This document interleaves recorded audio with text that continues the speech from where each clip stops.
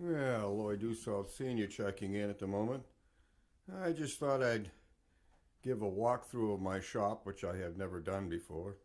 Probably seen piecemeal of it in some of the things that I've built down here, but this is kind of a walkthrough. This is the basement shop.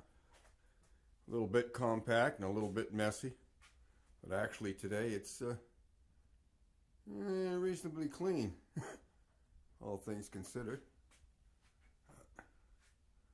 My workbench and all the goodies that you need. A drill press and a little bitty sander, and I have another sander over here, and a jigsaw, and my drum sander, and way out in the back I have one more drill press that I have a little planer blade I got from StewMac is in there, and some tools. And of course everybody uses a freezer for a storage locker. It's no longer used as a freezer, but it's full of goodies. And then the other section of my basement, which I will turn on the lights here because it's going to get a little dark if I don't. Okay. And this is where I keep some of my wood. I have a metal paint locker over here, and up overhead metal for projects that I may never get to. A little bit more light here on the subject. There we go. Okay, my Shopsmith that I got from my father-in-law, and here's an old saw right here, good old Sears Roebuck that's way older than I am, that I got from a friend of mine 30 years ago, I swear. And it's been a great little performing saw for light work. All my jigs and patterns in the back, and got molds for making guitars and bending the sides. All kinds of stuff for guitars, building guitars back here. And on the shelf have a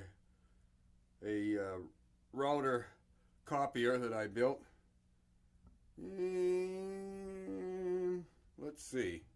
Oh yes, I have some nice wood. This came from a humongous burl from a tree, and I'm hoping to do something with some of this wood one of these days. But we'll see. More of my jigs that I made. Yeah, this is my first little wedgie cutter, and this is the new one that I built. It works pretty good on this saw. It works slick and heck. And I think we're just about there. So it's not a very fancy shop. My surface planer. I also have the joiner that goes on to the Shopsmith and the bandsaw. So I think we're coming to the end. Oh yes, and overhead I got more stuff that you can imagine stuffed up overhead.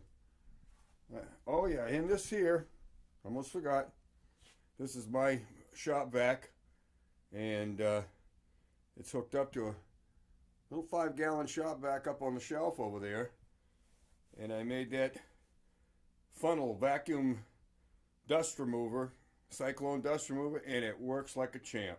It really does. This is made out of fiberglass. I made a metal mold out of aluminum flashing that I curled into a funnel shape, and then I fiberglassed over it, and that's what I ended up with. And it's the base of an old shop vac at the bottom, and it works quite well. Probably works as good as any shop bought one, because I've checked the filter a lot of times, and the filter comes out nice and clean. That device really pulls a lot of the stuff away. So, I mean, one last glorious look. A bench grinder over in the corner. All kinds of goodies. But anyways, this is where I make it happen. I think I showed this one time in one of my videos. It's a router table, the router underneath that you can crank it up. It's movable and it mounts on this end of the table over here. And I think we're about there.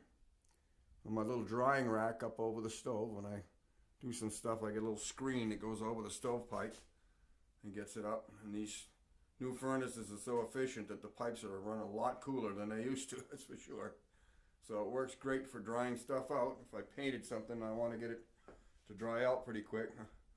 Oh yes, and more goodies for building instruments, patterns.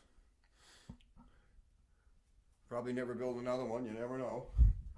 And more of the things that I have, more patterns for cutting out, measuring, marking, doing all that good stuff.